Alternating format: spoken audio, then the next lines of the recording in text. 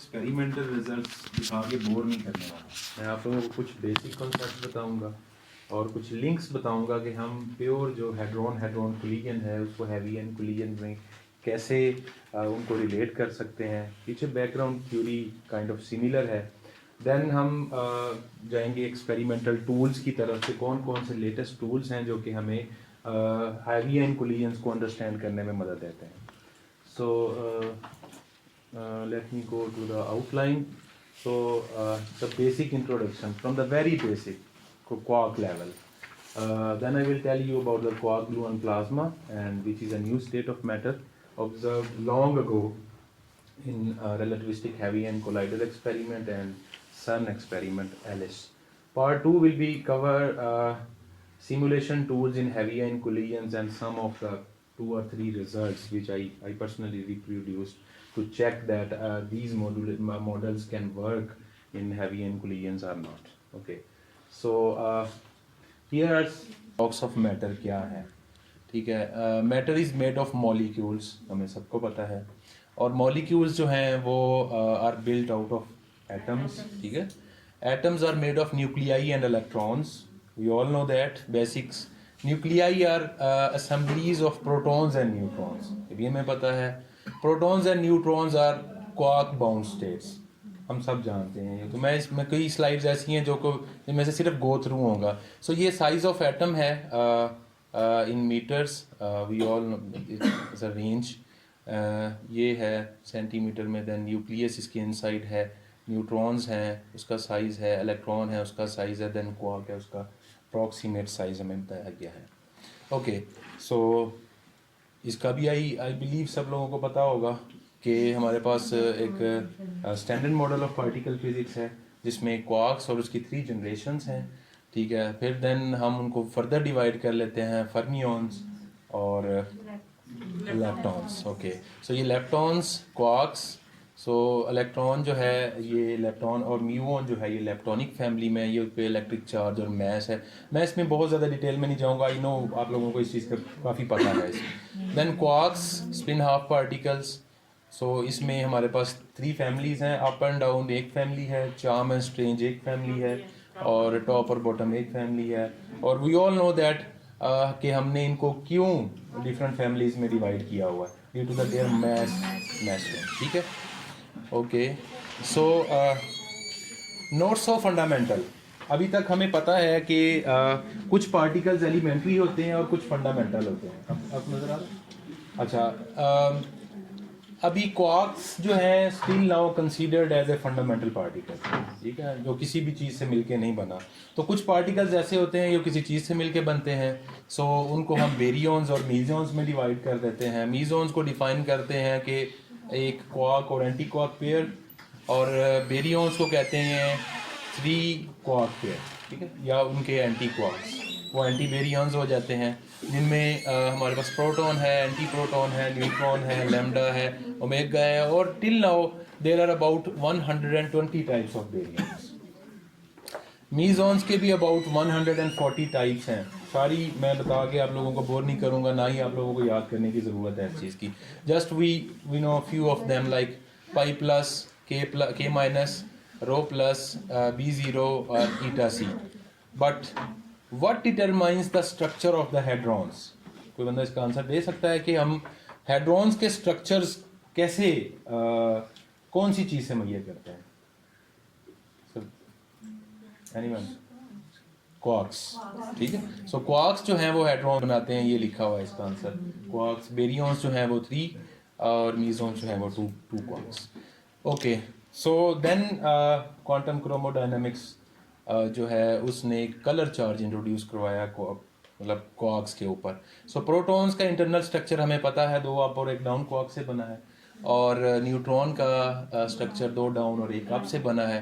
Proton जो है उसके ऊपर चार्ज +1 होता है, और उसका ये प्रूफ है कि +2/3 +2/3 -1/3।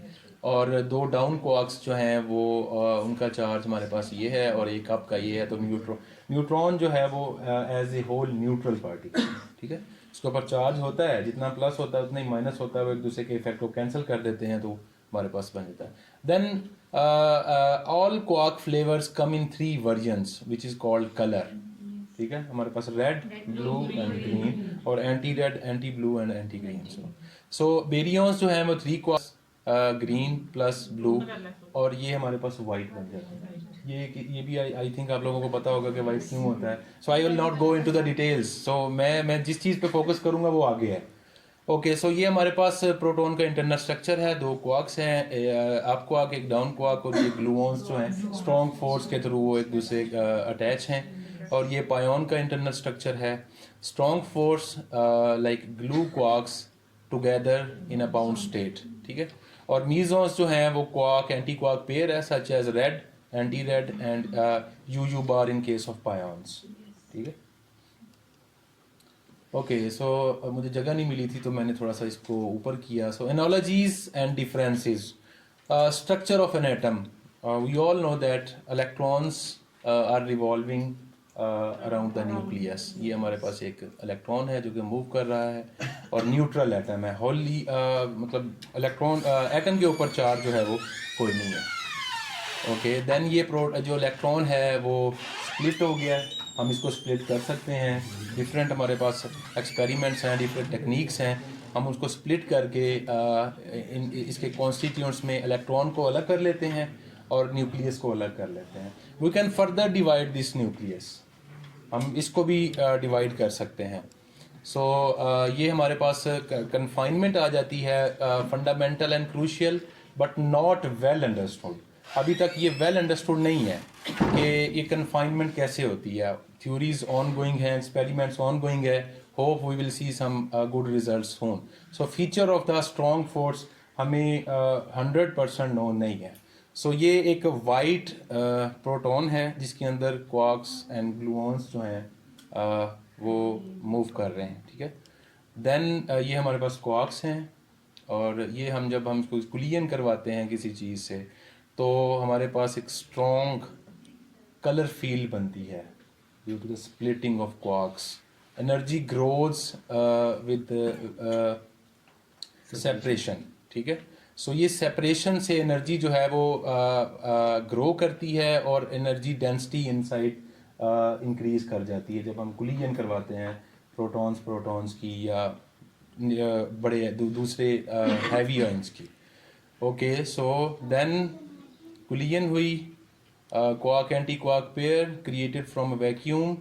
यहाँ पे ये इसके अंदर हमारे पास प्रोटॉन के अंदर क्वार्क और ग्लूऑन्स थे. ये तो एक सिंपल एक मैंने एग्जांपल ली है कि यहाँ पे quark gluon pair quark anti quark pair बना देगा. हमारे पास ट्रैक्स तो बहुत सारे होंगे, और of course E is equal to MC square जो है वो यहाँ पे रिलेटिविस्टिक इक्वेशन जो है वो सारे इसको ओबे करेंगे. ओके, सो देन ये हमारे पास एक वाइट π0 न्यूट्रल पार्टिकल बन गया, और वाइट प्रोटॉन है. ये कन्फाइंड क्वार्क से मिलके बनता है, हमें पता है. सो नेक्स्ट QCD के 2 रिजीम्स हैं जो नॉन अभी तक जिनके ऊपर स्टडीज़ चल रही हैं, जिनके ऊपर काम चल रहा है. One is the perturbative QCD. ठीक है. Then other is a non perturbative QCD. ठीक है. पर्टर्बेटिव QCD में हमारे पास जो डिफ़िकल्ट कैलकुलेशंस होती हैं वो हम फेनमन इंटेग्रल्स के थ्रू कैलकुलेट कर लेते हैं. ठीक है. फेनमन डायग्राम्स का भी आपको आइडिया होगा, तो उसमें हम कर लेते हैं. So we well defined of quarks and gluons generally called partons. So इनकी जो कैलकुलेशंस हैं Q square is greater than 1GV पे जाके हम फेनमन इंटेग्रल्स के थ्रू उनकी कैलकुलेशंस जो हैं वो कर लेते हैं, और that are somehow difficult but not impossible. So however the particles we observe in nature are in the regime of non-perturbative QCD. हमें कुछ पार्टिकल्स इस नेचर में ऐसे भी मिलते हैं जो कि नॉन पर्टर्बेटिव रिजीम में भी होते हैं. फॉर एग्जांपल बेरियंस हैं, मीजॉन्स हैं, जिनको हम कलेक्टिवली हेड्रॉन्स कह देते हैं. ठीक है. सो लार्ज डिस्टेंस के ऊपर one can no longer write down the Feynman diagrams. यानी कि अगर हम विद इन द प्रोटॉन की बात करें, ठीक है, Q square is very very less than 1GeV. वहाँ पे फेनमैन डायग्राम्स जो हैं वो हम it is really difficult to draw the Feynman diagrams. And compute the quantum mechanics amplitude, किसी भी पार्टिकल का एम्पलीट्यूड जो कि क्वांटम फील्ड थ्योरी के थ्रू आप निकालते हैं तो वो डिफ़िकल्ट हो जाता है. So still I don't know कि मैंने ये ठीक लिखा है या गलत लिखा है सर, आप मुझे करेक्ट कर सकते हैं कि still no one understands hadronisation. Well known नहीं है हेड्रोनाइजेशन. जब कुलियन होती है, कुलियन होने के बाद ट्रैक्स बनते हैं, तो हेड्रोनाइजेशन में स्टिल हमारे पास ऐसी कॉम्प्लिकेशंस हैं जो कि हमें अभी तक नहीं पता, और एक्सपेरिमेंट्स उसके ऊपर वर्क कर रहे हैं, और ऑफ कोर्स हमें थ्योरी की इनपुट की भी ज़रूरत होती है यहाँ पे.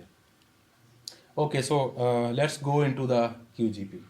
क्वार्क ग्लूअन प्लाज्मा कैसे बनता है, वो तो मैं प्रोटॉन प्रोटॉन और वैसी वेरी बेसिक्स के ऊपर था. सो ये एक सिंपल मैंने एक डायग्राम स्केच की है जो सॉलिड्स को हीट प्रोवाइड करने से पहले वो लिक्विड में कन्वर्ट कर देती है, देन हीट ऐड करेंगे तो वो गैस में कन्वर्ट हो जाएगी. वेल नोन है, हमें पता है इस चीज़ को. ये उसी की डायग्राम है, प्रेशर अलोंग वाई एक्सिस और टेम्परेचर अलोंग एक्स एक्सिस. ठीक है. सो यहाँ पे लेस देन ज़ीरो टेम्परेचर पे हमारे पास कंसीडर किया जाता है कि आइस है. ठीक है. देन हम देगी देन वो गैसेस में, और पार्शली फॉर एग्जांपल अगर हम कहते हैं कि 100 डिग्री सेंटीग्रेड के ऊपर हमारे पास लिक्विड भी होगा और गैसेस भी होगी, इवेपोरेट होना शुरू हो जाता है ना. ठीक है. देन ये पॉइंट बहुत ज़रूरी है, क्रिटिकल पॉइंट. यहाँ पे जाके हमारे पास लिक्विड नहीं रहता, सारी की सारी गैस में कन्वर्ट हो जाती है. ठीक है. सो इसी तरह ही हमारे पास एक प्लाज्मा जो फोर्थ स्टेट ऑफ मैटर है, ये कोआगुलेंट प्लाज्मा नहीं है, ये एक प्लाज्मा की सिंपल मैंने डायग्राम बनाई है. टेम्परेचर और सम नंबर डेंसिटी को डिफाइन कर सकते हैं कि चार्ज पार्टिकल्स पर मीटर क्यूब में पर मीटर क्यूब में जितने चार्ज पार्टिकल प्रोड्यूस होते हैं उनकी. ठीक है. तो ये हमारे पास कुछ डायग्राम्स हैं, मुझे भी नज़र नहीं आ रही. खैर, प्लाज्मा है. ओके, सो मैग्नेटिक फ्यूजन है, इंटरनल कन्फाइनमेंट फ्यूजन है, सोलर कोर है. सो ये हमारे पास डिफरेंट टेम्परेचर और डिफरेंट प्रेशर्स के ऊपर जो फोर्थ स्टेट ऑफ मैटर है वो मिलती है. तो हमारे पास यहाँ पे एक new state of matter observe होती है जहाँ पे अब कोआगुलेंट प्लाज्मा, हमें नहीं पता वो कहाँ पे लाई करती है. सो अभी हम इसको अंडरस्टैंड करने की कोशिश कर रहे हैं. So electromagnetic interaction determines the phase structure of the normal matter. So electromagnetic interactions जो हैं वो मोस्ट इंपॉर्टेंट होती हैं. आपने ग्रिफिथ की बुक भी पढ़ी होगी, तो उसमें भी हमें बहुत सारी इस तरह की जो इन्फॉर्मेशन है इलेक्ट्रोमैग्नेटिक इंटरेक्शंस और स्ट्रॉन्ग फील्ड, ग्रेविटेशनल फील्ड, वो हमें सारी की सारी यहाँ से मिल जाती हैं. ओके, सो ये मैंने थोड़ा सा एक्सटेंड किया है फेज डायग्राम ऑफ वाटर को, प्रेशर, टेम्परेचर. ठीक है. हमें पता है सॉलिड में जो मॉलिक्यूल्स होते हैं वो क्लोजली पैक्ड होते हैं. ये एक सॉलिड की एग्जैक्ट डिस्क्रिप्शन है. यहाँ पे हमारे पास लिक्विड है. लिक्विड में हमें पता है कि वो थोड़े से उनके जो बॉन्ड्स होते हैं वो टूटना शुरू कर जाते हैं. ठीक है. और गैसेस फॉर्म में हमारे पास वो बिल्कुल ही रैंडमली मूव कर रहे होते हैं. ठीक है. और ये ट्रिपल पॉइंट है. ठीक है. ट्रिपल पॉइंट, यहाँ पे हमारे पास सॉलिड भी होता है और लिक्विड भी होता है क्योंकि वो कन्वर्ट होना शुरू हो जाती है. ठीक है. और यहाँ पे अगर हम क्रिटिकल टेम्परेचर पे बात करेंगे तो हमारे पास जस्ट वेपर्स ही होंगे, हमारे पास कोई और चीज़ रह नहीं जाएगी. ठीक है. तो ये वाटर की फेज डायग्राम को समझना QGP की फेज डायग्राम के बिल्कुल इक्विवेलेंट है. अगर हमें समझ आ जाती है तो ये बहुत ज़्यादा ये देखें, ये solid, liquid and then gas. ठीक है. ओके, सो हम किसी भी स्टेट को, क्वार्क्स और ग्लूऑन्स को लेबॉर्ट्री में कैसे हम कर सकते हैं. ठीक है. उसके लिए हमारे पास डिफरेंट एक्सपेरिमेंट्स हैं, लेकिन उससे पहले हमें स्ट्रॉन्ग फोर्स को अंडरस्टैंड करने के लिए और उसकी जो कन्फाइनमेंट का फिनोमेना है उसको अंडरस्टैंड करने के लिए हमें एक सिस्टम खुद से क्रिएट करने पड़ेगा. हम कैसे क्रिएट कर सकते हैं? बीम्स को कोलाइड करवा सकते हैं, चाहे वो प्रोटॉन की हैं, हैवी आयन की हैं. प्रोटॉन हैवी आयन है या इलेक्ट्रॉन है, जिस तरह आपने कॉम्पटन स्कैटरिंग और फोटो इलेक्ट्रिक इफेक्ट पढ़ा है, वो एग्जैक्टली उसी तरह के एक्सपेरिमेंट से हम बहुत सारी चीज़ें जो है वो मेजर कर सकते हैं. तो ये हमारे पास एक न्यूक्लियर मैटर है जो कि कन्फाइंड स्टेट में है. इसमें हमारे पास जस्ट प्रोटॉन्स और न्यूट्रॉन्स हैं. ठीक है. ये देखिए 3 क्वार्क से मिलके बने हुए प्रोटॉन्स और न्यूट्रॉन्स, और हमारे पास कुछ भी नहीं है.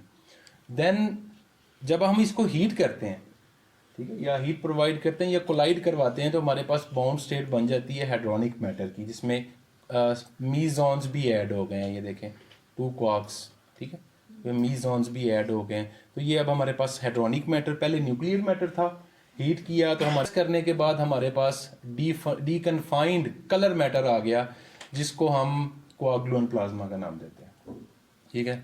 ये हमारे पास उसी तरह की लेटेस्ट क्यूसीडी की प्रेडिक्शंस हैं, phase diagram of the coagulant plasma. Energy density है हमारे पास वाई एक्सिस के ऊपर, और टेम्परेचर है इन MEV हमारे पास वो एक्स एक्सिस के ऊपर, ठीक है। अब मुख्तलिफ एक्सपेरिमेंट्स हैं, रिलेटिविस्टिक हैवी एन कोलाइडर का एक्सपेरिमेंट है, सुपर प्रोटॉन सिंक्रोट्रॉन जो कि सन का प्रीवियस एक्सपेरिमेंट था, और LHC के जो करंट एक्सपेरिमेंट्स हैं ये हमें बताते हैं। अब या आप ये देखें, यहाँ पे जाके ना इस पॉइंट पे, इस टेम्परेचर पे जाके सडन चेंज आ रही है, सैचुरेशन आ रही है, ठीक है। दिस मीन्स कि something is happening between left side of this temperature, below this temperature and above this temperature. कुछ ना कुछ ऐसा हो रहा है, फेज चेंज हो रही है, जिसकी वजह से हमारे पास ये तकरीबन स्ट्रेट लाइन जो है वो ऑब्जर्व हो रही है। सो इसी को ही हमने अंडरस्टैंड करना है थोरेटिकली भी और एक्सपेरिमेंटली भी। और ये यहाँ पे हमारे पास ये वो का सपोज किया जाता है कि यहाँ पे हमारे पास पॉसिबल फेज चेंज हो रहा है, कोलिजन के फौरी बाद QGP बनता है, और QGP से फौरी आगे हाइड्रोनाइजेशन हो जाती है। ओके, सो ये वही डायग्राम है, लेटेस्ट कैलकुली का है। और उन्होंने फिर क्या किया है कि टेम्परेचर निकाला है कि ये वाला जो टेम्परेचर था ये अराउंड 173 ± 15 MeV है, ठीक है। और हमारे पास जो एनर्जी डेंसिटी है वो 0.7 GeV/Fermi क्यूब है, ठीक है। तो ये वैल्यूज़ जो हैं वो बहुत इंपॉर्टेंट है इन दोनों फेज़ को अंडरस्टैंड करने के लिए, ठीक है। सो ये पॉइंट जो है, QCD calculations indicate that the above critical temperature, जो कि ये क्रिटिकल टेम्परेचर है, और एनर्जी डेंसिटी ये वाली, strongly interacting matter undergoes A phase transition, जो कि पॉसिबल फेज ट्रांजिशन हो रही है कि हम किसी एक फेज से दूसरी फेज में एंटर हो रहे हैं, to a new state of matter where quarks and gluons are no longer confined, जहाँ पे कन्फाइनमेंट जो है वो क्वार्क्स एंड ग्लूऑन्स की नहीं होती, और वो एसिम्प्टोटिकली फ्रीली मूव करते हैं। सो टेम्परेचर कितना हमारे पास okay, so we all know that the temperature at the centre of sun is around 150 lakh kelvin. Centre of the sun पे टेम्परेचर जो है वो इतना होता है। लेकिन जब हम लेबॉर्ट्री में हैवी एंस को कोलाइड करवाते हैं तो हमारे पास टेम्परेचर, जो क्रिटिकल टेम्परेचर है वो तो अबाउट 173 MeV है, जो कि 2 × 10⁻12 केल्विन होता है। It's pretty huge. आप लोगों के माइंड में प्रोबेबली क्वेश्चन आना चाहिए, मैं एक्सपेक्ट कर रहा हूँ। तो ये देखें, यहाँ पे टेम्परेचर है हमारे पास 150 लाख, ठीक है, केल्विन, और यहाँ पे है 2 × 10⁻12 kelvin. It's a huge difference. हम इसको कैसे कंट्रोल कर सकते हैं? आप लोगों ने तो नहीं पूछा, मैंने पूछ लिया। सो इसको कैसे कंट्रोल कर सकते हैं? अभी तक हम इसको कंट्रोल करने, ठीक है। उसकी रीज़न ये है कि इसका लाइफ टाइम इतना शॉर्ट है कि ये फौरी कूल डाउन हो जाता है। इसका लाइफ टाइम जो है वो अराउंड 10⁻⁻23 सेकेंड है, 10⁻⁻23 सेकेंड। तो इसको अभी तक हम स्टोर नहीं कर पाए। अगर ये स्टोर हो जाए तो पूरी दुनिया की एनर्जी क्राइसिस जो है वो ख़त्म हो जाए, जो कि अभी तक पॉसिबल नहीं है। ओके, सो हैवी एंस को हम कैसे मैं प्योरली अब पार्टिकल फिजिक्स से हैवी एंड पे आ गया हूँ कि हमारे पास एक बिग बैंग हुआ था फ्रॉम नोवेयर। साइंस कहती है फ्रॉम नोवेयर बिग बैंग हुआ था। बिग बैंग के रिजल्ट पे कुछ इन्फ्लेशन हुई थी, ठीक है, और ये यूनिवर्स जो है वो एक्सपेंड करना शुरू हो गई थी। ये हमारे पास टाइम स्केल है एक्सपेंशन का, और ये हमारे पास कोई भी रैंडम वाई एक्सिस है, ठीक है। तो यहाँ पे सपोज करें अगर उस बिग बैंग को एक हैवी एंड कोलिजन से रिजेंबल किया जाए तो हमारे पास क्या होता है कि पहले क्वार्क्स एंड ग्लूऑन्स जो हैं वो यहाँ पे बनते हैं, ये टेम्परेचर टाइम स्केल दिया हुआ है। देन यहाँ पे हमारे पास वो हेड्रोनाइज करते हैं, आगे फर्दर वो पार्टिकल बनाते हैं, फिर हमारे पास हम न्यूट्रॉन्स और सिंपल प्रोटॉन्स पे आ गए और इलेक्ट्रॉन्स पे, देन हम एटम्स की तरफ मूव करें, फिर आगे इसको कह लें न्यूक्लियर फिज़िक्स है, जो लो एनर्जी न्यूक्लियर फिज़िक्स है वो यहाँ पे है, और करंटली हम यहाँ पे लाई कर रहे हैं इस जगह पे। ये around 10 raise to power I don't know 12 into 10 raise to power 8 years. इसके बाद मतलब बिग बैंग के इतने टाइम के बाद हम करंट आज यूनिवर्स पे बैठे हैं। तो हमने क्या करना है कि हमने बैकवर्ड इन टाइम जाना है, और बैकवर्ड इन टाइम जाके हमने इस बिग बैंग की प्रॉपर्टीज़ को ऑब्जर्व करना है किसी लेबॉर्ट्री के थ्रू, ठीक है, या किसी सिमुलेशन टूल्स के थ्रू। ओके, सो ये वही हमारे पास फेज स्ट्रक्चर, फेज डायग्राम आ गई है। ये अब क्यूजीपी की फेज डायग्राम है, जो कि टेम्परेचर और बेरियन केमिकल पोटेंशियल, जिसको डेंसिटी मेजर्स कहते हैं, उसमें है। अब टेम्परेचर अराउंड 173 के ऊपर हमें पता है कि हमारे पास कोआगुलेंट प्लाज्मा है, ठीक है। जब उस टेम्परेचर से हम नीचे आएंगे, उस टेम्परेचर से बिल्कुल नीचे 100 देन अबव 0, तो हमारे पास वो कूल डाउन होके हमारे पास मीजॉन्स, बेरियंस, देन प्रोटॉन्स, न्यूट्रॉन्स और बाकी जो है और पार्टिकल्स बनाएंगे। अब कौन कौन से एक्सपेरिमेंट्स यहाँ पे टेक पार्ट कर रहे हैं वो मैंने आपको ऑलरेडी पहले बता दिया है कि हमारे पास LHC के एक्सपेरिमेंट्स थे, रिलेटिविस्टिक हैवी एंड कोलाइडर था, SPS है, रिक है, AGS है, ये बंद हो गए एक्सपेरिमेंट, और SIS स्कैटरिंग एक्सपेरिमेंट्स थे जो कि इस QGP की प्रॉपर्टीज़ को काफ़ी हद तक स्टडी कर चुके हैं। और उन्होंने इस फेज़ डायग्राम के जो ये ट्रांजिशन हो रही है, phase boundary from QGP phase to hadronisation phase, ये ऑलमोस्ट स्टडी कर ली है। लेकिन वो क्रिटिकल टेम्परेचर के पीछे हैं कि वो कौन सा ऐसा पॉइंट है जहाँ पे ये प्रॉपर्टीज़ किसी भी मीडियम की चेंज हो जाती हैं। तो क्रिटिकल पॉइंट जो है, क्रिटिकल टेम्परेचर जो है वो इंतहाई नेसेसरी है।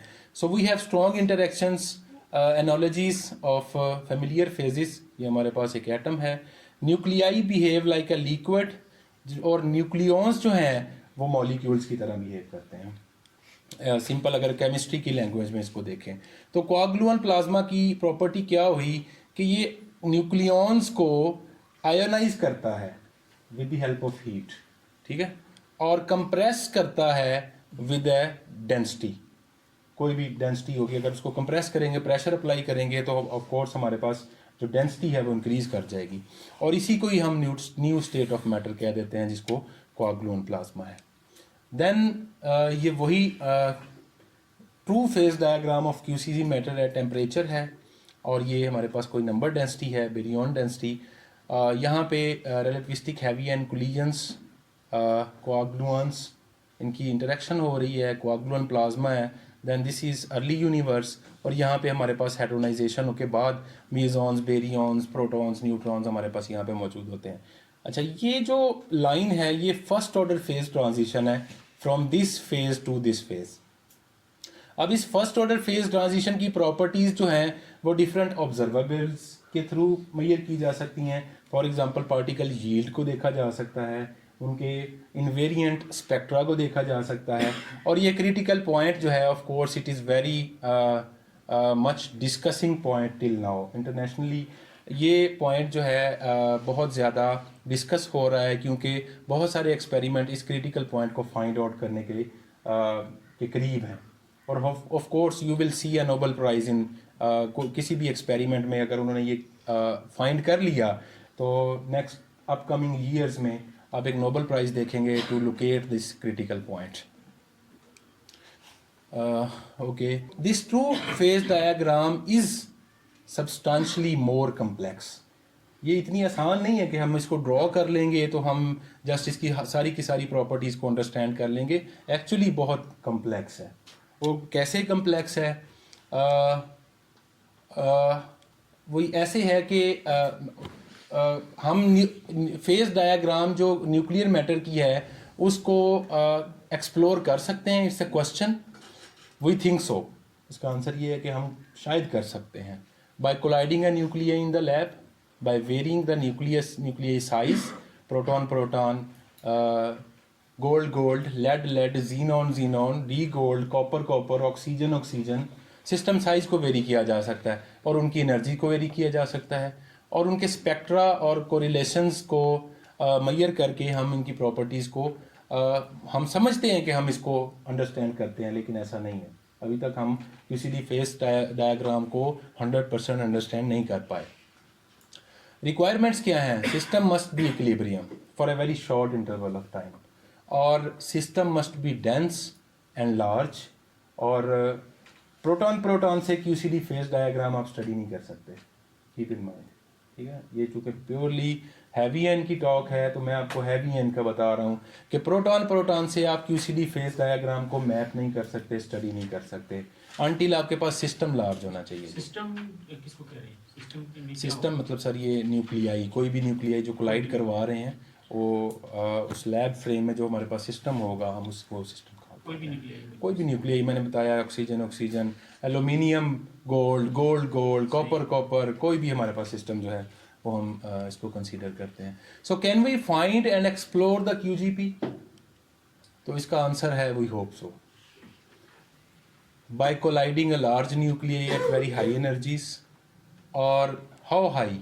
QCD calculations on the latest predictions, उसका क्रिटिकल टेम्परेचर जो है वो अराउंड 173 MeV है, और क्रिटिकल एनर्जी डेंसिटी जो है वो 6 times than normal nuclear matter है।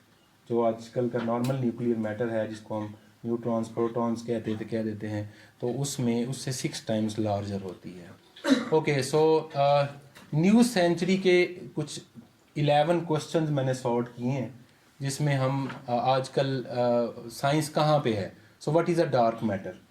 वी डोंट नो, थोड़ा बहुत लिटिल बिट जानते होंगे, लेकिन डार्क मैटर के बारे में ज़्यादा रिसर्च जो है वो हमें आंसर जो है वो मिल नहीं सके। What is the nature of dark energy? We don't no.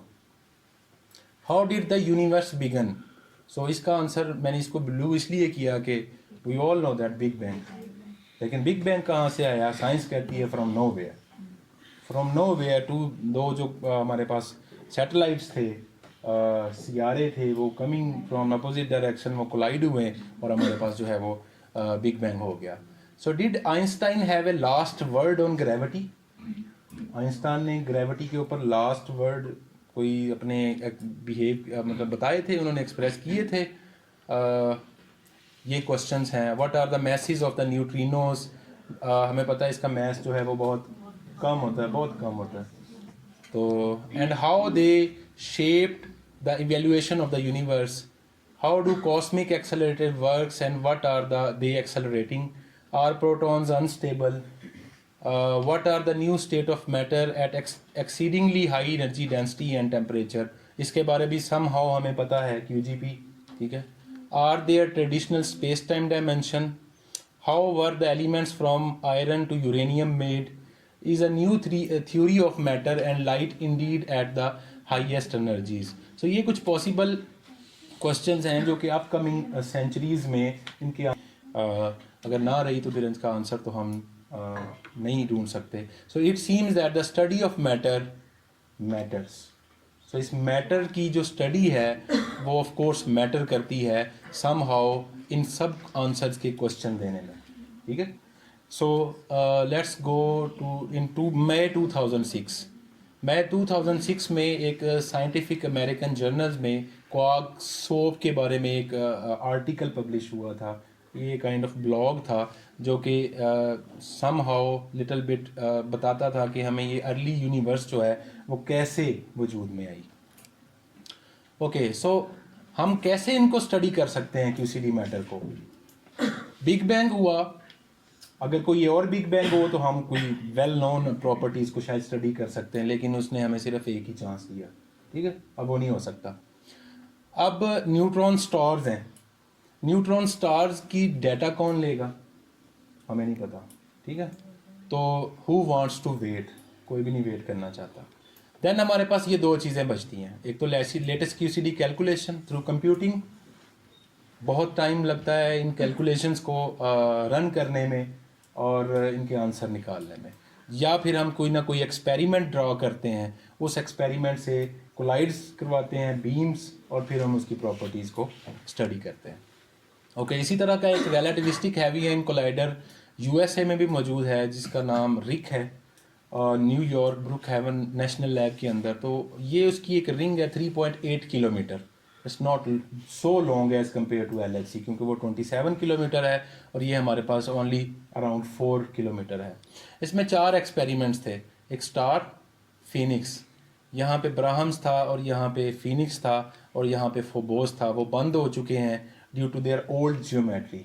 उन्होंने उसके ऊपर ज़्यादा ज्योमेट्री जो है मतलब काम नहीं किया तो उन्होंने बंद कर दिए। तो ये 2 एक्सपेरिमेंट जो हैं वो रनिंग कंडीशन में हैं, जो कि इस प्रॉपर्टीज़ को स्टडी करते हैं जो QGP की। सो हमारे पास बीम यहाँ से आती है, बूस्टर में जाती है, बूस्टर के बाद वो AGS में जाती है जहाँ पे उसको एक्स्ट्रा इलेक्ट्रिक फील्ड प्रोवाइड होती है, देन ये 2 रिंग्स में जाती है और देन कोलाइड करती है। सो लेट्स ओके, सो ये स्टार डिटेक्टर है इनसाइड का। इसके बाद मैं आपको एक छोटी सी वीडियो दिखाऊंगा कि कैसे वो कोलिजन होती है। सो ये उसका इनसाइड है। तो 0 डिग्री कैलोरीमीटर हमारे पास ये है। ये इनसाइड टाइम प्रोजेक्शन चैम्बर है जो कि गैस से फिल्ड होता है, ठीक है। ये बीम पाइप है जो उसके अंदर से पास हो रहा है, फ्यू सेंटीमीटर इसकी विड्थ होती है, ठीक है, इसका जो रेडियस होता है। मैग्नेट हैं और बाकी कुछ डिटेक्टर्स हैं इसके जो डिफरेंट टाइप ऑफ फिज़िक्स को स्टडी करने में हमें हेल्प करते हैं। सो ये टेक्निकल डिटेल है, इसके ऊपर मैं नहीं जाता, लेकिन 1-2 चीज़ें मैं बताऊंगा कि हम चार्ज पार्टिकल जब कोलिजन अंदर होती है तो हम इसको कैसे ऑब्जर्व करते हैं। तो उसको ऑब्जर्व करने के लिए जब वो पार्टिकल ट्रैक्स जो हैं वो TPC की गैस के साथ इंटरेक्ट करते हैं तो वो एनर्जी लॉस करते हैं। बेथेल लॉ फार्मूला सिंपली उसके ऊपर लगा के वो एनर्जी लॉस करते हैं और हम उस एनर्जी को मेजर करते हैं और उनके ट्रैक्स को रिकंस्ट्रक्ट करते हैं by getting the momentum information और उनकी जो एनर्जी लॉस है, देन उसको हम फाइनल रिकंस्ट्रक्ट करके हम उसको बता देते हैं। तो यहाँ पे एक वीडियो है, ये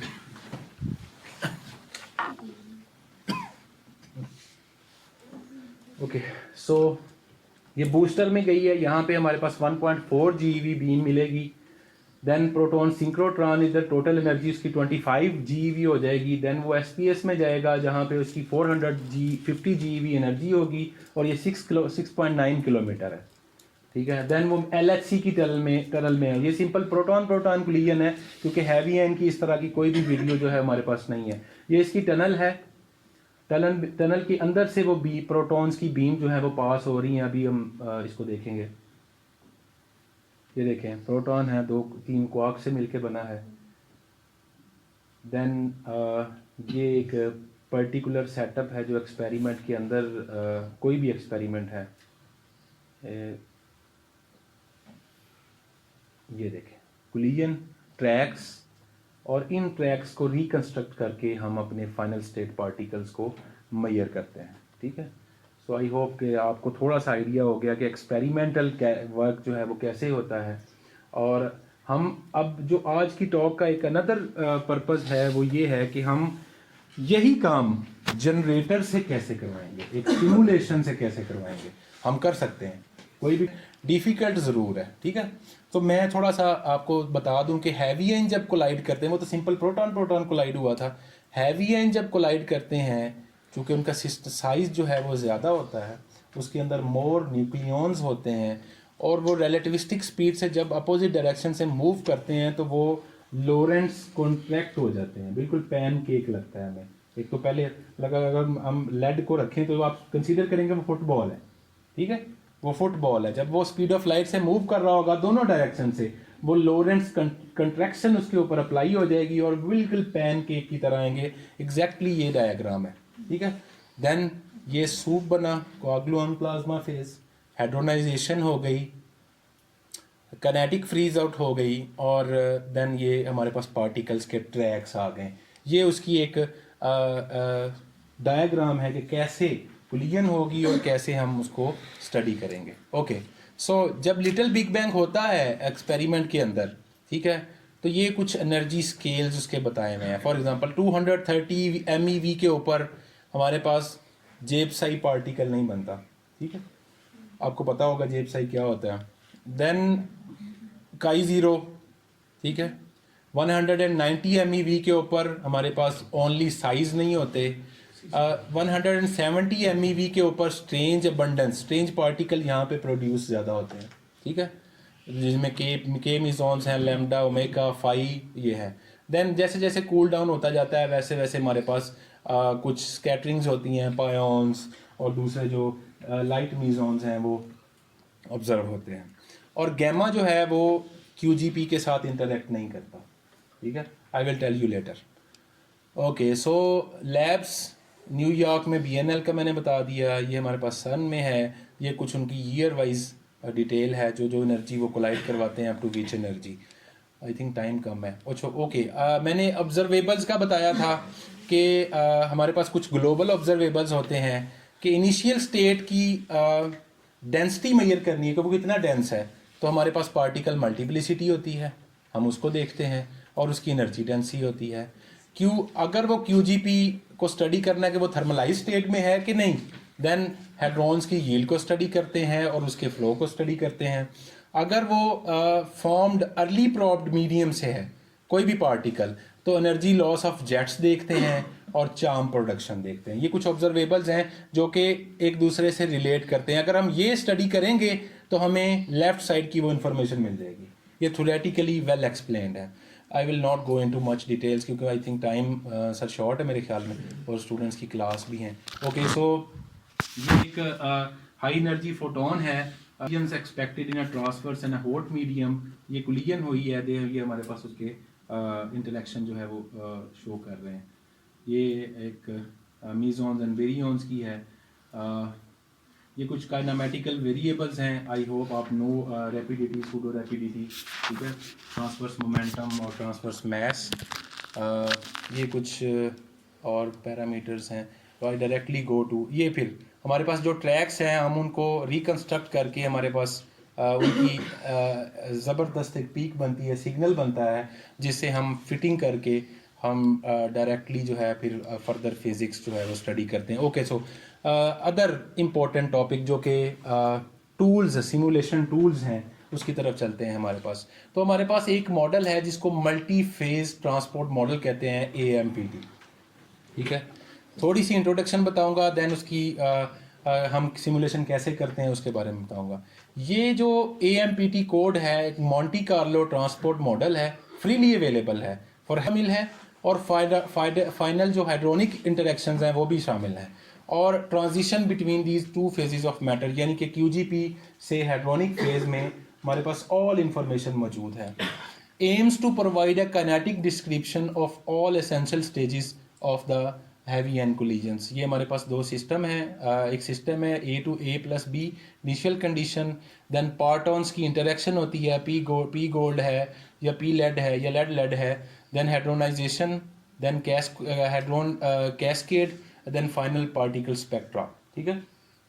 सो दो वर्जन्स इस मॉडल के अवेलेबल हैं अभी तक, एक तो डिफ़ॉल्ट है और एक स्ट्रिंग मेल्टिंग है।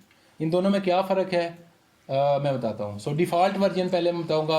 इसमें इसका जो एल्गोरिदम है वो मिनी जेट पार्टॉन्स पे, देन हमारे पास पार्टॉन कैस्केड मॉडल है, देन हमारे पास हाइड्रोनाइजेशन है, एक्सटेंडेड हाइड्रोन कैस्केड है, और फाइनल स्पेक्ट्रा है। इसी तरह हाइजिंग से हम इधर से हम कोलिजन करवाते हैं, हाइजिंग उनको हाइड्रोनाइज करता है, ठीक है, और फिर फाइनल स्टेट इन्फॉर्मेशन हम ले लेते हैं कि इस पेपर के अंदर इसकी सारी डिटेल मौजूद है। ओके, ये स्ट्रिंग मेल्टिंग इफेक्ट में हैजिंग डायरेक्टली हाइड्रोनाइजेशन नहीं करता, जबकि वो पार्टन कैस्केड के थ्रू हाइड्रोनाइजेशन करता है, ठीक है। सो ये इसकी भी डिटेल मौजूद है। इंडिविजुअल्स इसमें जो चाहिए हमें वो एक हाइजिंग है, चंक्स पार्टन कैस्केड, ये एक ट्यून है जो कि पब्लिकली अवेलेबल है, हाइड्रोनाइजेशन है जिसमें string fragmentation from the Lund university and coalescence जो है, देन एक्सटेंडेड पार्टिकल्स की यील्ड और उनकी डिफरेंट प्रॉपर्टीज़ को हम स्टडी कर सकते हैं। ओके, सो ऑफिशियल वर्जन यहाँ पे पड़ा हुआ है इस वेबसाइट के ऊपर, हम सिंपल उसको डाउनलोड कर सकते हैं। डाउनलोड करके हम उसको अनजिप करेंगे और उसके पैकेज को मेक कर लेंगे या मेक इंस्टॉल कर लेंगे तो हमारे पास मिल जाएगा। ये हमारे पास कुछ फोर्ट्रॉन बेस उसकी सब रूटीन्स बन जाएंगी। रीडमी फाइल से आप सारी इंफॉर्मेशन के कोड में कैसे चेंजेस की जा सकती हैं, कैसे उसको रन किया जा सकता है। और हमारे पास एक एनालिसिस की डायरेक्टरी बनती है जिसमें हमें वो सारी आउटपुट दे देता है। इससे हम इस कमांड से हम उसको कोड को रन कर सकते हैं, ठीक है। ओके, सो ये इनपुट है जिसमें ये एनर्जी है, ये सेंटर ऑफ मास फ्रेम है, हम लैब फ्रेम में भी ले सकते हैं। ये टारगेट और प्रोजेक्टाइल का जो हमारे पास ए नंबर है, चार्ज नंबर है, और मास नंबर है, ये हम यहाँ पे पुट करते हैं। कोई भी है, अगर आपने लेड करना है तो वो 208 हो जाएगा, गोल्ड करेंगे 197 है। कितने इवेंट्स चाहिए, इम्पैक्ट पैरामीटर कितना चाहिए, और ये हमारे पास यहाँ पे anti max number of time steps हम चेंज कर सकते हैं, 75 भी रख सकते हैं और 150 भी रख सकते हैं, और कोई भी पैरामीटर आप चेंज करके इसकी आउटपुट निकाल लेते हैं। सो ये कोई आउटपुट फाइल हमें कुछ इस तरह से मिलती है कि पार्टिकल आईडी जो कि पीथिया बेस्ड होती है, और ये हमारे पास P X, P Y, P G, ये तीनों कंपोनेंट्स हो गए हैं मोमेंटम के। ये हमारे पास मैस आ गया। ये हमारे पास फाइनल पोजीशन जो कि एक्स वाई जी की फॉर्म में होती है, समटाइम्स हमें नहीं चाहिए होती, समटाइम्स चाहिए होती है, और ये हमारे पास टाइम है, ठीक है। हम फिर इस फाइल को रीड करते हैं और एनालिसिस करके एक्सपेरिमेंटल डाटा जैसा डाटा जो है वो प्रोड्यूस कर लेते हैं। ये कुछ एक्सरसाइज थी, छोड़ें इसको। सो अनदर मॉडल जो है वो आजकल लेटेस्ट चल रहा है, वो हाइजिंग है। वो भी इवेंट जनरेटर है, हाइड्रोनाइजेशन भी करता है, मोंटी कार्लो बेस्ड है, और QCD इंस्पायर्ड मॉडल है। इसके अंदर QCD की बहुत सारी इनपुट्स जो हैं वो ऑलरेडी इंक्लूडेड हैं, ठीक है। ये कुछ उसकी फिज़िक्स डिस्क्रिप्शन है। ये फोटोन बेस्ड है।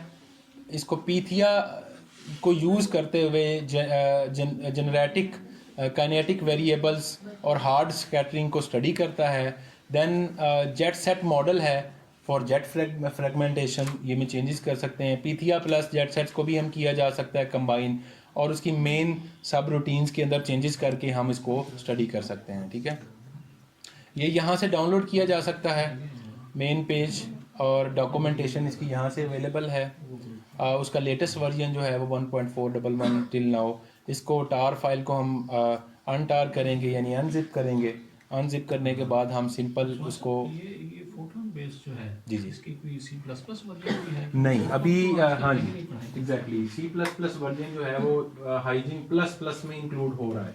तो मेरी शिनियान, एक्चुअली मैंने इसके साथ पोस्ट डॉक किया है शिनियान के साथ, तो उन्होंने जो है वो इसको कम्प्लीटली पाइथन पे कन्वर्ट कर रहे हैं, ठीक है। तो वो जो लेटेस्ट वर्जन जब भी अवेलेबल होगा तो वो पब्लिकली मिल जाएगा, तो वो पाइथन हम उसको रन कर सकते हैं। उसके बाद उसको इस तरह रन कर लेंगे। ये चूँकि फोटोन बेस्ड है तो इसलिए इसको एग्जीक्यूटेबल फाइल बना के हम रन कर देते हैं। तो ये उसकी इनपुट फाइल की एक एग्जांपल है, बिल्कुल ये AMPT की तरह वेरी स्मॉल है। ये हम इसमें चेंज करते हैं कि हमारे पास गोल्ड उनका चार्ज नंबर और मास नंबर है, सेंटर ऑफ मास एनर्जी 200 दी हुई है, और कितने हमारे पास नंबर ऑफ इवेंट्स चाहिए, और प्रिंट वार्निंग्स और जो भी है इसके प्री रिक्विजिट्स हैं, हमें डिके चाहिए या नहीं चाहिए, वहाँ पे हम 0 और 1 की लैंग्वेज में उसमें ऐड कर देते हैं, ठीक है। अब पीथिया की तरफ चलते हैं। पीथिया का भी आप लोगों को शायद आइडिया हो, वो भी एक इवेंट जनरेटर है, लेकिन उसका प्लस पॉइंट ये है कि वो हाइड्रोनाइजेशन के लिए भी यूज़ होता है। तो it's a generation of high energy physics events in elementary particle physics, then energy range up to 10 GeV से 100 TeV। ये प्रोटॉन भी कोलाइड करवा सकता है और हैवी आयन भी कोलाइड करवा सकता है। पर्टरबेटिव QCD को यूज करते हुए जिसको कवर करता है। ये पीथिया का एक प्लस पॉइंट है as compare to other models, ठीक है। और अगर PT2 GeV/C है, the parton scattering is correctly described by the perturbative QCD। मेरे पास कुछ रिजल्ट्स हैं, मैं वो भी बताऊंगा आपको, ठीक है। ये कुछ इसकी मेन प्रोसेसेस हैं। मैं आपको इसको डिटेल में बाद में भी बता सकता हूँ, क्योंकि अभी आप टाइम भी काफ़ी हो चुका है, ठीक है। क्लासेस भी हैं आपकी आगे। ओके, सो हम इंस्टॉलेशन कैसे करते हैं कि पीथिया के होम पेज पे जाएं, वहाँ से उसका लेटेस्ट वर्जन डाउनलोड कर लें। टर्मिनल में ये वाली कमांड जो है वो सिंपल पुट करेंगे तो वही उसका एक्सट्रैक्ट हो जाएगा। उस डायरेक्टरी में जाके आप कन्फिगर कर लें, ठीक है। कन्फिगर करने के बाद मेक करेंगे तो पीथिया जो है वो आपको यूज़ के काबिल हो जाएगा। फिर हम कहाँ से अच्छी मतलब सीख सकते हैं, जैसे पाइथन है, C++?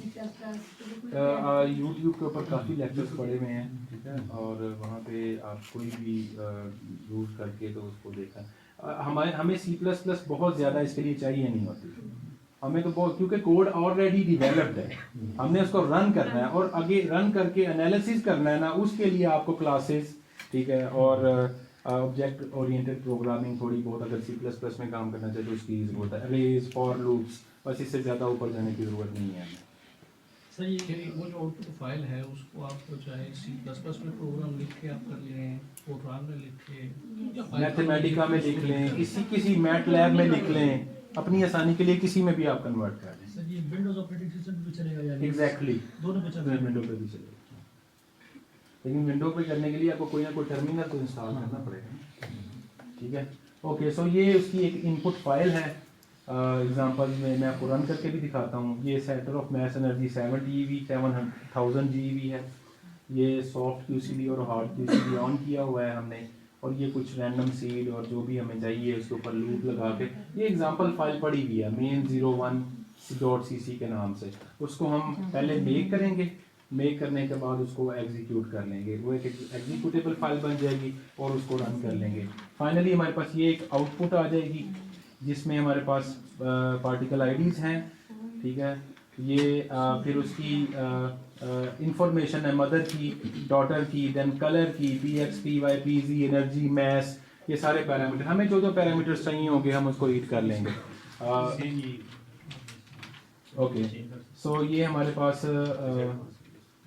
इवेंट नंबर की इंफॉर्मेशन है, PX, PY, PZ and energy, हमें ज़्यादातर यही इंफॉर्मेशन रिक्वायर होती है तो हम इसी को ही लेके आगे चलते हैं।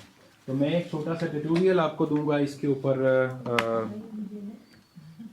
बस 1 आध मिनट। ऐसा लेक्चर हो जिसमें हमें C++ या फिर इस तरह एक वो भी किया जा सकता है, वो भी देखें। अच्छा ये BS में भी है, BS में भी ओके, ये इसके एग्जांपल जब आप डाउनलोड करेंगे ना तो इसकी एग्जांपल्स में ये सारी एग्जांपल कोड पड़े हुए हैं, हम थोड़ी सी चेंजेस करते हैं और चेंजेस करने के बाद उसको रन करते हैं जो हमारी रिक्वायर्ड फाइल होती हैं। फॉर एग्जांपल अभी मैंने कल main01 रन की थी, ठीक है, तो मैं आपको main02 रन करके दिखा देता हूँ, ठीक है। कोई भी फाइल जो है इसको पहले ओपन करके चेक कर लेते हैं कि इसके अंदर है क्या, ठीक है।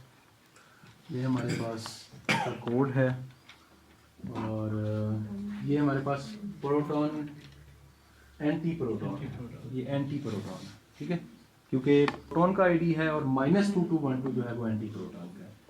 ये उसकी सेंटर ऑफ मास एनर्जी है, ये टेवाट्रॉन के लिए रन किया हुआ है, ठीक है।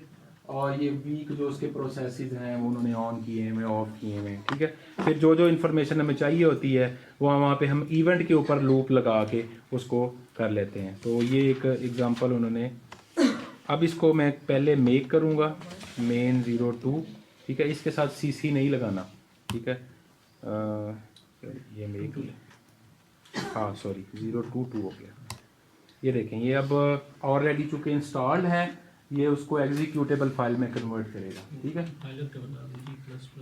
हाँ, G++ कंपाइलर आपके पास होना ज़रूरी है, ये इसके प्री रिक्विजिट्स हैं। ये फोटोन मतलब ये तो इजीली मिल जाता है क्योंकि इसमें कोड जो है वो आपको इधर आप देखे होंगे पाइथन में भी पड़े हुए हैं, .py में भी इसकी एग्जांपल्स पड़ी हुई हैं, ठीक है। तो मैं ये चूँकि एग्जीक्यूटेबल फाइल बन गई है main02, ये देखें पहले ये रेड नहीं थी, अब ये रेड हो गई है, ठीक है। अब इसको मैं सिंपल main02 को रन कर दूंगा, ठीक है। ये उसमें कुछ वार्निंग्स हैं उसी की, क्योंकि ये मैंने नहीं लिखा हुआ कोड, ये उन्होंने लिखा हुआ है, जो भी वार्निंग्स थी उसके बाद ये रन हो गया हमारे पास, ठीक है। ये सिंपली ये आउटपुट इसने हमें यहाँ पे दे दी। अगर इसकी आउटपुट किसी फाइल में हम सेव करवाना चाह रहे हैं तो इसी को मैं दोबारा रन करूँगा और इसके सामने एरो दे के मैं कह दूँगा कि इसको आउटपुट में स्टोर कर दे, ठीक है। तो वो आउटपुट में इसकी वैल्यू को स्टोर कर देगा जो जो भी इसमें हुआ होगा, ठीक है। अब हम आउटपुट को ओपन करके चेक कर सकते हैं कि ये रन हुआ है, ठीक है, ठीक है। फिर ये लॉग फाइल में हमें ये भी बता देता है कि आप में एरर कहाँ कहाँ पे आया हुआ है।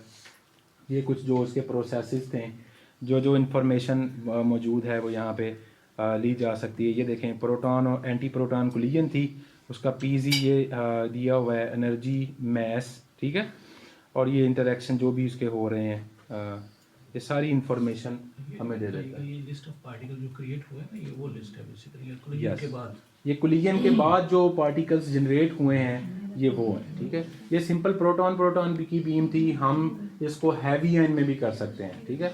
हैवी आयन में हमें जो गोल्ड या लेड या कॉपर या ऑक्सीजन कोई भी चाहिए होगा उसका आईडी देंगे और उसको रन कर देंगे। ये हमारे पास उसकी सारी आउटपुट इंफॉर्मेशन है। इस फाइल को रीड करके हम जो पर्टिकुलर एनालिसिस है वो आगे परफॉर्म करते हैं, ठीक है। और कुछ एक दो रिजल्ट्स थे सर, सॉरी अगर टाइम ज़्यादा लग रहा है तो।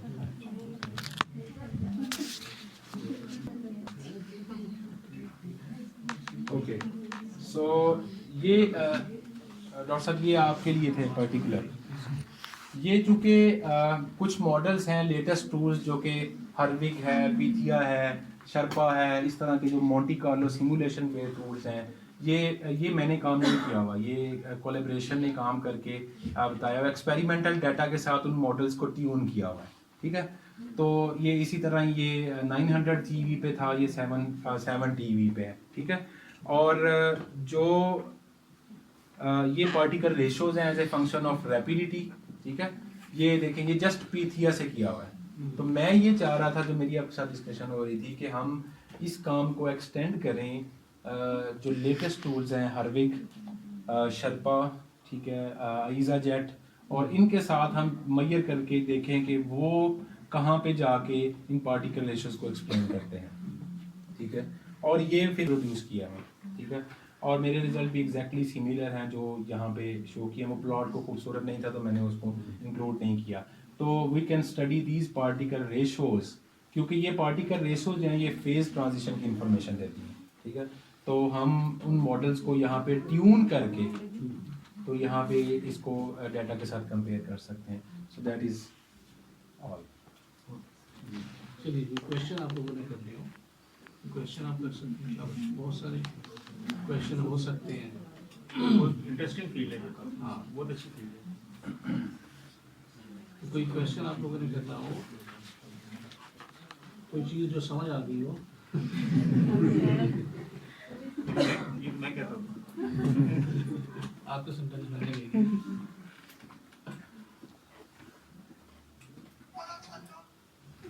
बस सभी कुछ ठीक। वो छोटी बच्ची का क्वेश्चन इसके साथ बहुत सारे क्वेश्चन सर, जिस तरह से वो घर जाके कर लेगी। लास्ट में आई थी, बल्कि हम बनवाएगी।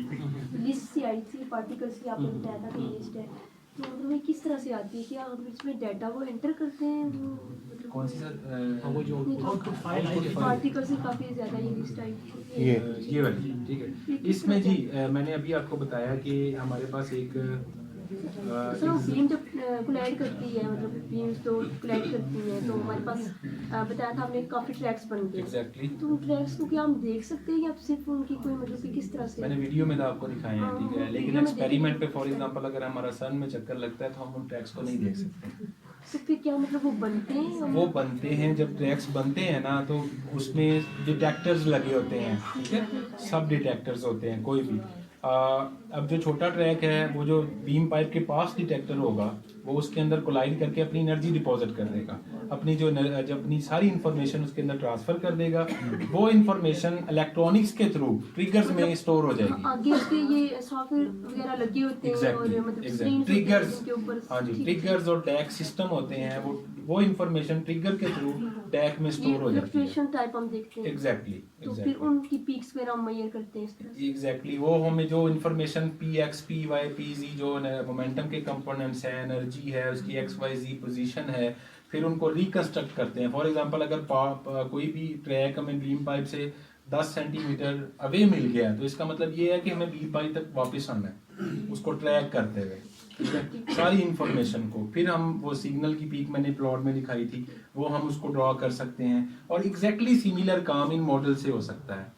यही तो सिमुलेशन की एक ब्यूटी है कि हम एक्सपेरिमेंट इंडिपेंडेंट हो जाएंगे, ठीक है। ये काम जो है इसको हम घर बैठ के जो कंप्यूटिंग टूल्स हमारे पास थोड़े से ज़्यादा अच्छे होने चाहिए तो हम ये सारी काम जो है वो कर सकते हैं मतलब वो खुद डिटेक्टर्स लेते हैं और खुद ही अंदर मतलब ये लैंग्वेजेस चल रही होती हैं थ्रू मतलब ये चार्ट्स वगैरह कुछ मतलब ये खुद ही होता है या किस तरह से मतलब ये एक्चुअली जो प्रोटॉन कोई भी बीम है ना वो इंजेक्ट की जाती है प्रोड्यूस करके, वो जो मैंने वीडियो दिखाई थी उसके अंदर वो इंजेक्ट करते हैं। इंजेक्ट करने के बाद उसको एनर्जी इलेक्ट्रिक फील्ड के थ्रू एनर्जी मिल रही होती जब है। स्प्लिट होती है हाँ, वो मिल रही होती है। फिर वो मेन रिंग में जाते हैं। रिंग में जाने के बाद कोलिजन हो रही होती है। कोलिजन जब होती है तो फिर वो ट्रैक्स की इंफॉर्मेशन ट्रिगर्स में स्टोर हो जाती है। ट्रिगर्स लगे होते हैं, हर डिटेक्टर का एक अलग से ट्रिगर होता है, ठीक है। वो जितने भी ट्रैक्स उसके साथ कोलाइड करेंगे उसकी सारी इंफॉर्मेशन को वो अपने अंदर स्टोर कर लेंगे। हम जो डाटा एक्सेस करते हैं वो ट्रिगर्स के थ्रू एक्सेस करते हैं, क्योंकि कोलिजन तो अभी चल रही है, ठीक है। हमें डाटा फॉर एग्जांपल वो 1 साल के बाद मिलेगा एनालाइज करने के लिए। वो डाटा ऑलरेडी अभी कोलिजन जो चल रही है वो स्टोर हो चुका है उसके अंदर। वो कैलिब्रेट करेंगे, कैलिब्रेशन के बाद जाके हम उसको स्टडी कर सकते हैं, उसका एनालिसिस कर सकते हैं। अच्छा, ये प्रोड्यूस जो पार्टिकल्स हैं इनके ट्रिगर्स लगे हुए, कोई ऐसा अननोन भी हो सकता है जो डिटेक्ट हो जाए? एग्जैक्टली अननोन होता है। फॉर एग्जांपल उसके लिए हमें थ्योरी जो है वो हमें देती है इनपुट। फॉर एग्जांपल हिग्स है, हिग्स का मास 100 से आई थिंक 175 तक प्रेडिक्ट था सर। आई डोंट नो, 100 से 1000 तक रेंज उसकी 100 से 1000 तक थी, ठीक है। लेकिन वो एग्जैक्टली जैसे मतलब वो और थ्योरी इनपुट्स मौजूद थी जिस तरह पीटर हिग्स की थी। उन्होंने फिर उसी थ्योरी की कैलकुलेशंस को इम्प्लीमेंट किया। करने के बाद जब वो 125 पे उनको एक पीक मिल गई। समटाइम्स हमें एक एक्स्ट्रा फेक पीक्स मिल जाती हैं, ठीक है। फिर वो उन फेक पीक को हमने लोकेट करना होता है, क्योंकि वो तो डिस्कवरी की तरफ चले जाती हैं, ठीक है। तो उनको लोकेट करना होता है आया कि वहाँ पे थ्योरी इनपुट है या नहीं है, और अगर है तो हम इसको क्रॉस चेक करते हैं कोड को कि हमारे कोड में जो ऐसी कोई गलती तो नहीं आ गई कि हमने फेक पीक को एज ए ओरिजिनल सिग्नल दे दिया है, ठीक है। तो बैकग्राउंड लेवल भी समटाइम्स आपको एग्जैक्ट पीक का बिहेवियर दे रहा होता है। तो इस तरह काफी इसमें जो है वो थ्योरी वो ऐसे ही कोई एरर था जो पीछे कह रहे थे more than speed of light to particle detect? 2012 में न्यूट्रिनो का वो ट्रिगर एरर था। वो यही चीज थी? वो ट्रिगर एरर था, वो ट्रिगर एरर था। उन्होंने 2012 में रिपोर्ट किया था न्यूट्रिनो जो है वो स्पीड ऑफ लाइट से ज्यादा मूव कर सकते हैं तेज, और उसमें पीआरएल में पेपर भी पब्लिश हुए थे। इसी तरह बहुत पीक भी ऑब्जर्व कीजिए 700 प्लस पे 700 पता नहीं 60 या 60 पे ना, वो भी एक्सपेरिमेंटल पीक ऑब्जर्व की। लेकिन बाद में जब ज़्यादा डेटा आया तो वो पीक आहिस्ता आहिस्ता स्प्रेस होना शुरू हुआ। बाद में उनको लगा कि ऐसा कोई पार्टिकल नहीं था। Experimental uncertainty